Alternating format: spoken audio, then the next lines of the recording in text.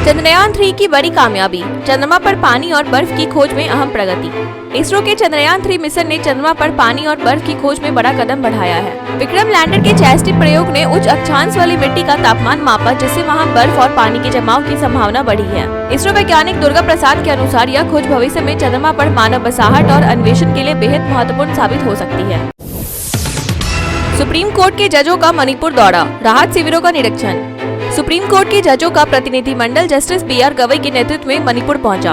वे जातीय हिंसा से विस्थापित लोगों से मिलेंगे और राहत शिविरों का निरीक्षण करेंगे। चूड़ाचांदपुर जिले में कानूनी सेवा शिविरों, सहायता केंद्रों और चिकित्सा केंद्रों का वर्चुअल उद्घाटन करेंगे। इसके बाद विष्णुपुर के मोइरांग कॉलेज में एक राहत शिविर का दौरा करेंगे। भारत को जनरल इलेक्ट्रिक 404 इंजन की पहली डिलीवरी जल्द, तेजस MK-1 को मिलेगी राहत। भारत अमेरिका के बीच टैरिफ को लेकर चिंता बरकरार है, लेकिन रक्षा सहयोग में प्रगति हो रही है। जनरल इलेक्ट्रिक इस महीने के अंत तक 99 GE 404 इंजनों में से पहला इंजन HAL को सौंपेगा। 2 साल की देरी के बाद यह डिलीवरी भारतीय वायुसेना के लिए राहत भरी होगी और तेजस MK-1 कार्यक्रम को गति देगी। मार्च 2024 में पहली उड़ान के दौरान रिजर्व इंजन का इस्तेमाल किया गया था। कांग्रेस पर गौरव वल्लभ का हमला, कहा चाटुकारिता हावी। भाजपा प्रवक्ता और पूर्व कांग्रेसी गौरव वल्लभ ने कांग्रेस के वर्किंग कल्चर पर गंभीर आरोप लगाए हैं। एक पॉडकास्ट इंटरव्यू में उन्होंने कहा कि पार्टी में चाटुकारिता और PA कल्चर हावी है। बिना नाम लिए उन्होंने दावा किया कि एक नेता को 2 बार राज्यसभा सीट सिर्फ इसलिए मिली क्योंकि वह मल्लिकार्जुन खड़गे की मटन पसंद जानते थे। वल्लभ ने कांग्रेस में परिवारवाद और भेदभाव के कारण पार्टी छोड़ने की बात भी कही। जस्टिस यशवंत वर्मा के घर नकदी बरामदगी से हड़कंप, सिंभौली शुगर मिल घोटाले से जुड़ाव। दिल्ली हाईकोर्ट के जज यशवंत वर्मा के आवास पर आग लगने के बाद कथित तौर पर भारी मात्रा में नकदी बरामद हुई, जिससे हड़कंप मच गया। यह रकम 2018 के सिंभौली शुगर मिल घोटाले से जुड़ी बताई जा रही है, जिसमें वर्मा आरोपी थे। CBI ने 97.85 करोड़ रुपए के बैंक घोटाले में उन्हें 10वें आरोपी के रूप में नामित किया था। जाँच धीमी पड़ने के बाद अब यह बरामदगी मामले को फिर से सुर्खियों में ले आई है।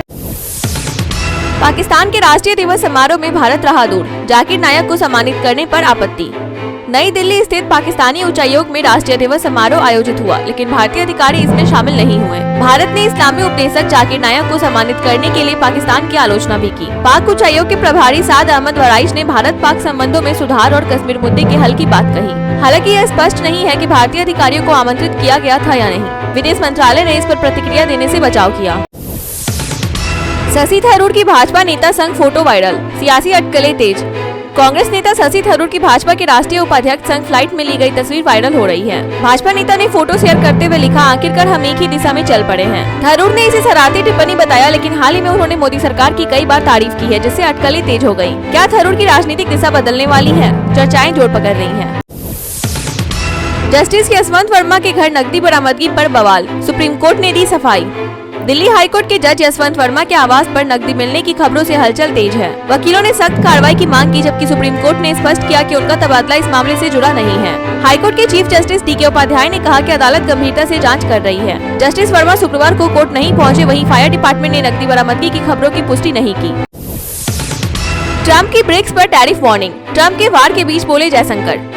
अमेरिकी राष्ट्रपति डोनाल्ड ट्रंप ने ब्रिक्स देशों पर 100% टैरिफ लगाने की धमकी दी। आरोप लगाया कि वे डॉलर के प्रभाव को कमजोर कर रहे हैं। इसके जवाब में भारत ने ब्रिक्स की अहमियत पर जोर देते हुए कहा कि यह मंच समान चिंताओं का प्रतिनिधित्व करता है। लोकसभा में विदेश मंत्री S जयशंकर ने कहा, ब्रिक्स एक ऐसा मंच है जो पिछले 2 दशकों में अपनी सदस्यता और एजेंडा में विस्तार कर चुका है। हमारा प्रयास है कि ब्रिक्स की गतिविधियों को अंतर्राष्ट्रीय समुदाय में बेहतर समझा जाए।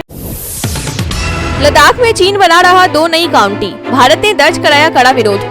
भारत ने लद्दाख के कुछ हिस्सों को शामिल कर चीन द्वारा 2 नई काउंटी बनाने पर कड़ा विरोध जताया है। विदेश राज्य मंत्री कीर्तिवर्धन सिंह ने लोकसभा में बताया कि भारत ने कभी चीन के अवैध कब्जे को स्वीकार नहीं किया। नई काउंटी बनाने से भारत की संप्रभुता पर कोई असर नहीं पड़ेगा। सरकार ने राजनयिक माध्यमों से कड़ा विरोध दर्ज कराते हुए स्पष्ट किया कि चीन के इस कदम को वैधता नहीं दी जा सकती।